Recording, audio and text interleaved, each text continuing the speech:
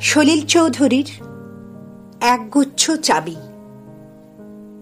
উত্তরাধিকার সূত্রে পেয়েছি শুধু একগুচ্ছ চাবি, ছোট বড়, মোটা বেঁটে, নানা রকমের নানা ধরনের চাবি।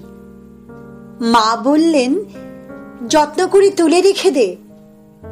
তারপর যখন বয়স বাড়ল, জীবন এবং জীবিকার সন্ধানে পথে নামতে হলো, পকেটে সম্বল শুধু সেই একগুচ্ছ চাবি, ছোট বড়, মোটা বেঁটে, নানা রকমের নানা ধরনের চাবি।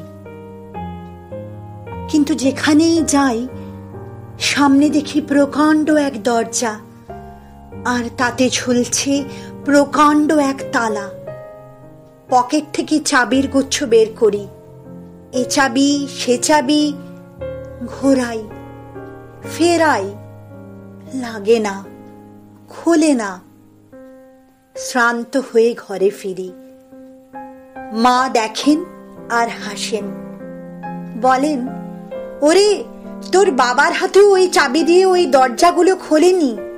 শুনেছি নাকি তার বাবার হাতে খুলতো। আসল কথা কি জানিস?